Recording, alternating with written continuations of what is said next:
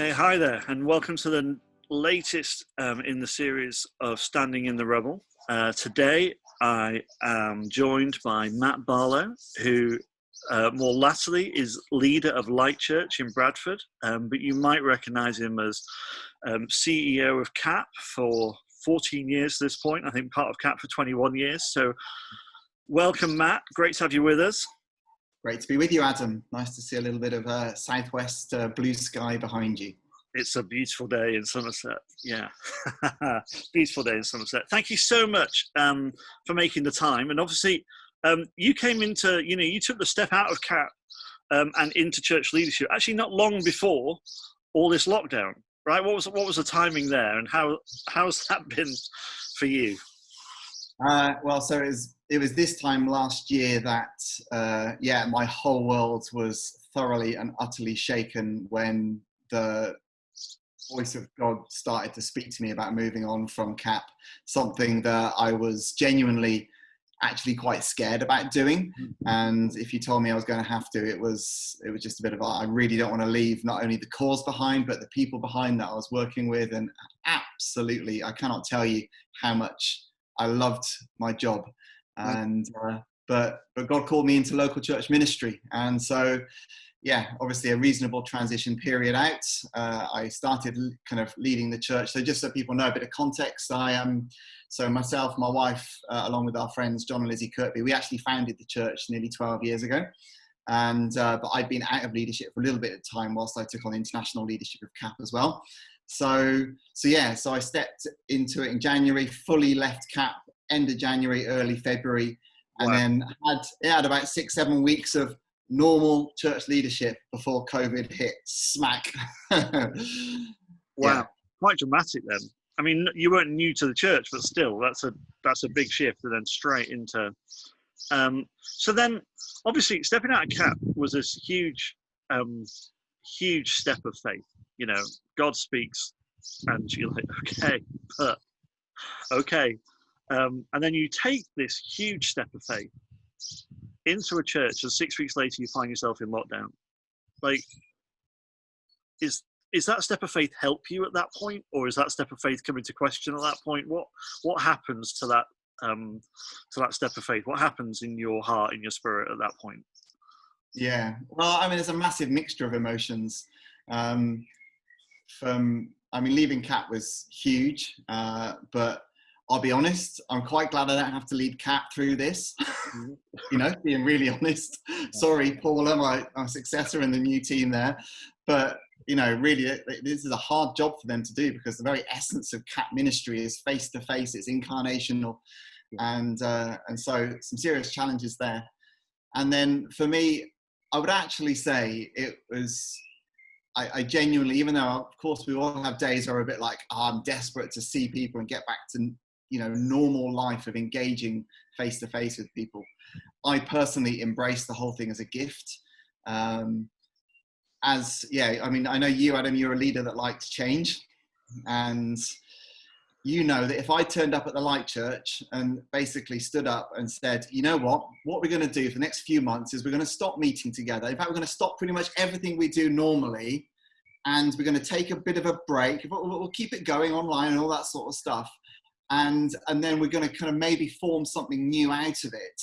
If I'd said that, half the church would probably have left, wouldn't they? Yeah, At least half. Can you imagine the kind of the kickback I would have got if that had been my first move? Yeah.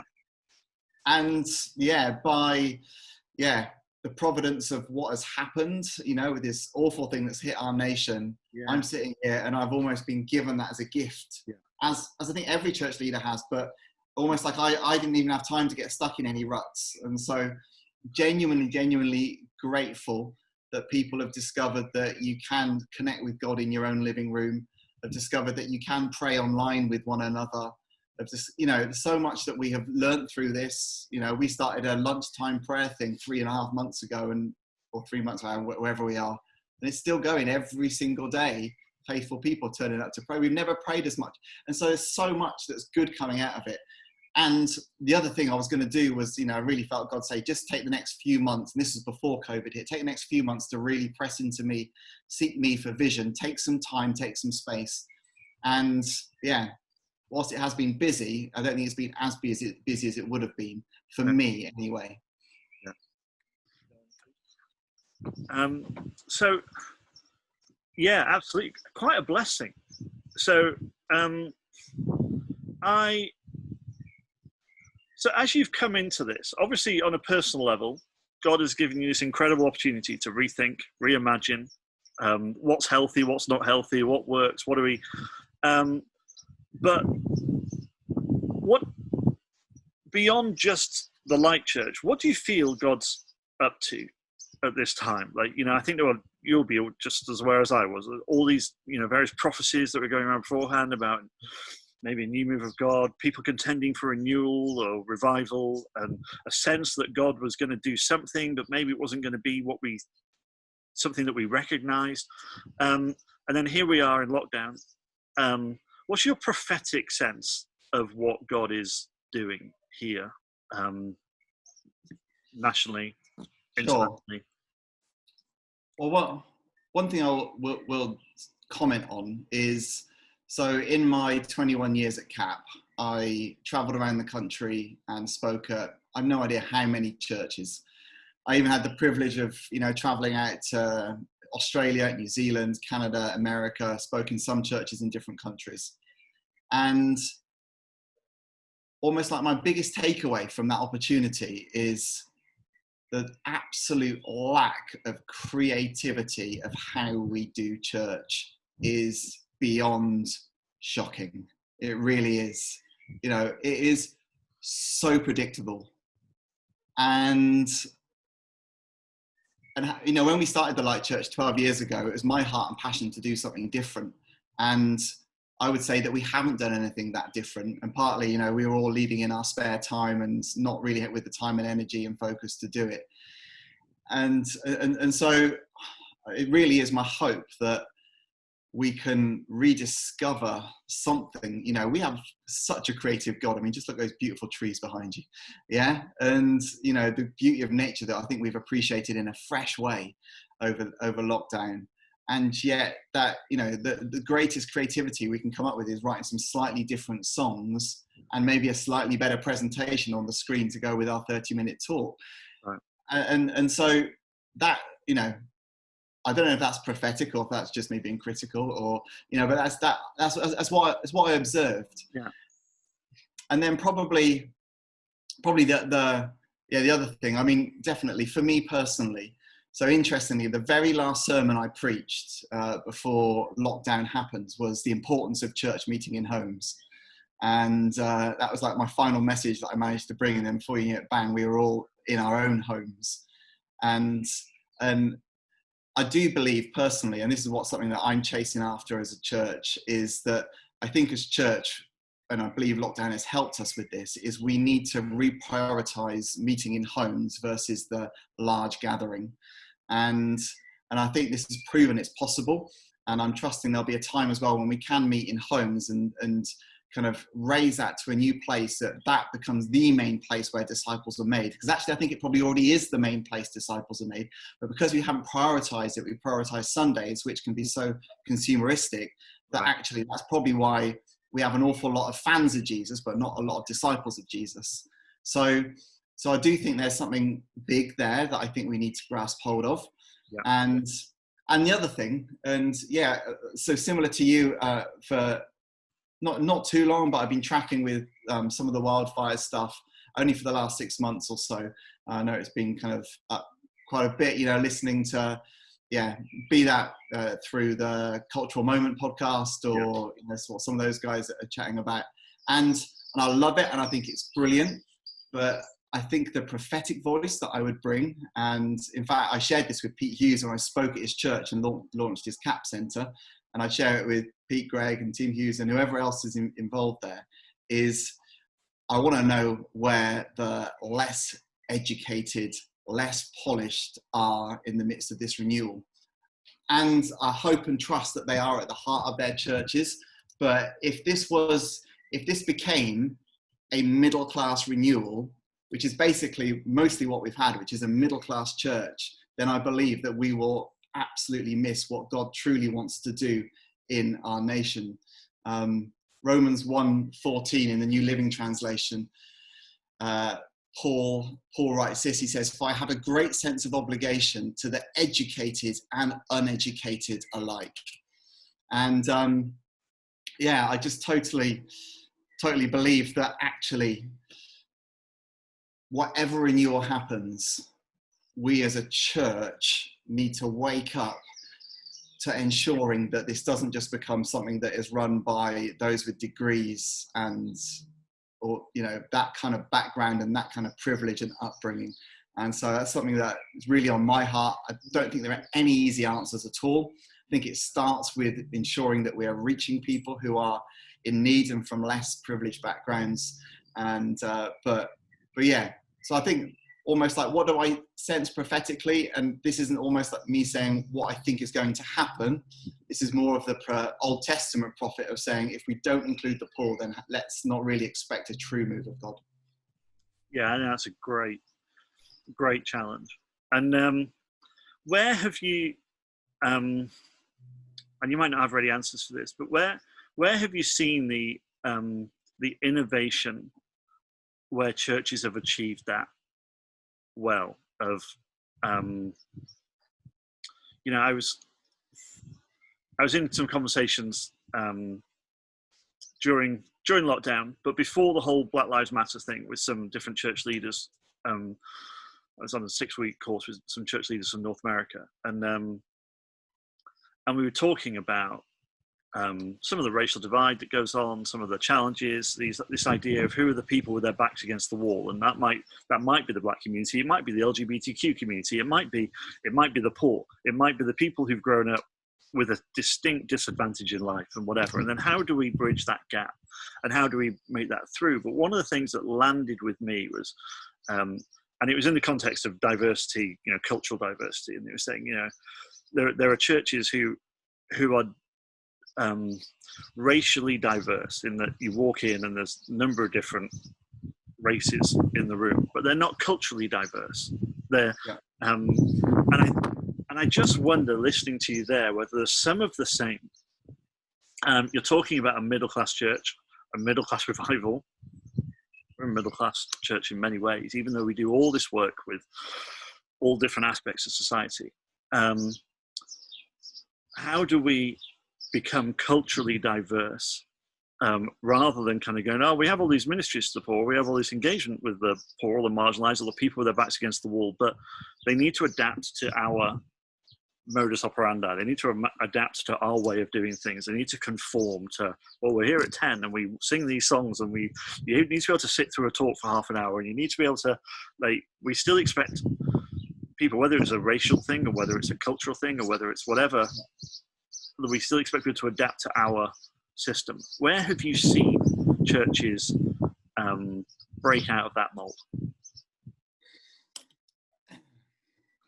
I don't know if I have. Right. Because part of what I have done in kind of moving over from charity leadership into church leadership has been kind of sitting there going, right, who do I connect with? I've got, a few connections already of people who are leading reasonably diverse churches.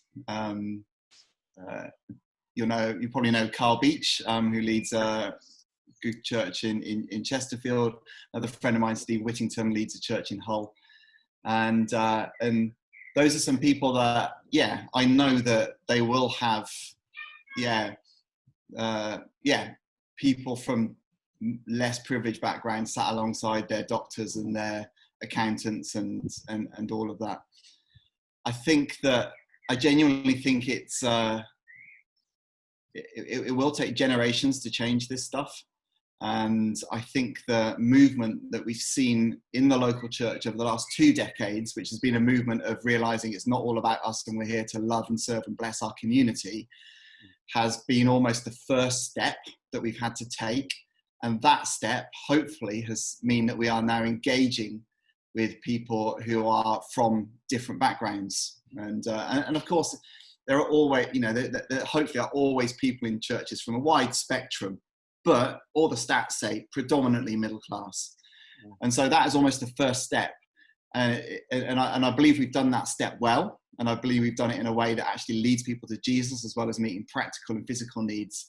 I believe the next step is working out actually how do we do discipleship differently for a group of people who aren't naturally going to pick up the latest Tim Keller book or get their Bible out and start looking at words in Greek and everything else that goes with it. And not only that, but come with a very different, often bigger set of baggage that needs processing and healing and dealing with. And I think that's partly why I'm particularly drawn to kind of meeting in homes. And again, I realize and understand that can be difficult for some people to open up their homes because they feel their home is not a place that they want to invite people into. The good thing about meeting in homes is it makes everyone a part. It makes everyone a contributor. And I think that sense, that priesthood of all believers is absolutely key and crucial. And, I can remember some of my early years here in Bradford, actually, and it was in the church prior to this one, where I was involved in helping leading small groups with people from very different backgrounds. And we get the guitar out and we would sing, and the singing would be awful, but it would be beautiful all at the same time. It really would. And everyone would need picking up and taking somewhere because just of the way it worked. At nights, buses weren't running. It was in different parts of Bradford, all of that sort of thing. I think the biggest challenge to us as the church is to genuinely start living the Jesus way. And living the Jesus way is not simply being surrounded by people just like you. And we are generally very self-centered in the way that we form friendships, of which I will hold my hands up, and I'm sure you would hold your hands up as well. But if all my friends are, like you say, white, straight, middle class, then I'm doing something really, really not right in terms of following Jesus. And so I believe there's a big discipleship thing to be done with us as the church first. And hopefully that can then lead to genuine renewal and revival. And it's likely to go better if we involve those that aren't as clever as us, as the Bible tells us. Great. I love that, Matt. Love it. And loads for us to think about, and really encouraging at the same time. I think, reflecting on what you're saying, I think as a church of YCC, I think we do really well at the engaging with the community, and I think that's one of our strengths. But I think you've helped verbalize some of the stuff that's stirring about, well, how do we take this further? What's the next stage of this? How do we push into this more? And so that's really helpful. And you talked about homes, meeting in homes, and there's lots for us to think about there. But that's a way where people are going to grow and be discipled and whatever. But do you have anything to say about how we do spiritual formation? How are you in this lockdown, in this time of not being able to meet with lots of other people and whatever? What does spiritual formation look like for you at this point? What are the things that are enabling you to go deeper with God and dig in?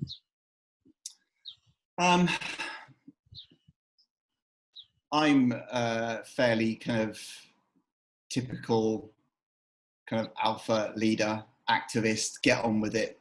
And so I think, like many leaders who are wired like that, kind of finding the time to stop and pray and be silent and all of that is, it really is square peg round hole time. Not familiar at all to me, that, Matt. Not familiar at all. No. I think that, I think that, one of the things that I really I started with and tracked with for some good time was just some fresh kind of prayer habits. And I don't know about you, but I'm actually I have a strong, on StrengthsFinder, I have responsibility in my top 5. And so I know that if I plan in prayer times that other people are going to be at, I will be at them. But if I plan in the ones that only I'm going to be at, it's probably 50-50 as to whether I'm actually going to turn up and how long I'll be there for. And Yeah. as we've had this lunchtime prayer moment, and every day I see it looming in my diary, and I think, oh, but actually, you don't ever regret it, do you? It's Right. just around having the discipline to actually stop and be, and to think and pray, and so yeah, it's definitely been great. Yeah, I'd also say, man, getting a dog, absolutely wonderful, out there in nature, talking, praying, thinking, yeah, genuinely just communing with God outside is something that's really huge for me, and really, really helpful. Yeah. And it's one of those annoying things that I've got a feeling is going to be a battle to the deathbed. Right. I think But you just I think you're right. Every time you think you cracked it, yeah, I know. It's you're right. keep fighting. Download the latest John Mark Comer podcast. Keep reading Ruthless Elimination in a Hurry and all the other brilliant books that are speaking into this, recognizing that probably what he's saying, he only lives about 20% of it. Brilliant. And is there a final question for you then? Is there a verse that is just resonating for you at the moment, that is connecting with you or inspiring you or challenging you or whatever? Is there a verse or a part of scripture that you just keep being pulled back? So I mean, right at the beginning of the year, and this is probably really predictable, and quite a few people have probably answered this, but right at the beginning of this year, well before COVID, but remember the context, I was just starting in this context, and Isaiah 43, see, I am doing a new thing, was what I started the new year with. Now, we all know, you're a pastor, starting the new year with see, I'm doing a new thing is not that original and not that inventive and that creative. And I'm always surprised by, why didn't God do more verses about new things so we could at least quote a few different ones at different points of the year? More options. We need more of a playbook on that. Yeah. Absolutely. It's like Jeremiah 29. I know the plans I have for you, plans for prosperity. Why can't we have a few more that are really well put like that? That's one of the mysteries of the Bible, isn't it? Yeah, the only other place I think we've got around that is when he talks to Peter, he goes, it's going to be really tough. And Peter's like, yeah, but what about him? So yeah, I really, really do believe that, well, actually, I believe that probably God often always wants to do a new thing. That he always wants to start something new and something fresh. Because that doesn't mean there isn't times of being faithful for a period of time in terms of what he's given us. And I think that this is the biggest opportunity that the worldwide church, but especially the Western church, has had to do a new thing. I think we need to be honest that what we have been doing has largely been maintenance mode. That doesn't mean there's been good stuff. Of course, there has been some absolutely brilliant stuff. But let's take a brutally honest, hard look. Even though we know that the new thing will probably be hard work, and it'll take some serious wisdom to work it out. I feel totally unequipped for this. I do. I feel totally out of my depth. I've almost no idea. I regularly am journaling nowadays. Just like I just think this is too hard. I don't know what to do, and I'm leading a church of a couple hundred people versus leading the charity of church leaders at this moment. Yeah, so I think it's just a question of just trusting that he is doing a new thing. Yeah, and probably my biggest almost, is it a warning? I think so. We are so, because of the instant culture that we live in, the microwave culture, everything needs to be ready in no time at all. We need to understand that if God's going to do a genuine renewal, it will take decades. Personally, I think so. Yeah. And, I had someone in my church, who was upset 4 weeks in that, renewal and revival hadn't broken out. And it's, having to press it. And it's just a bit like, come on, this is how he tends to build his church. When you look back in history of genuine renewals, it's over decades. It's not in the space of a few days. He has a few revivals where a few days or weeks or months, but generally decades. And we need to kind of, just be faithful in that and keep serving him the best we possibly can. That's really helpful. It reminds me a little bit. We did, going back a few years now, 3 or 4 years, we spent a couple of years looking at the book of Mark. And it was just one of my favorite it's probably my favorite teaching series that we've ever done.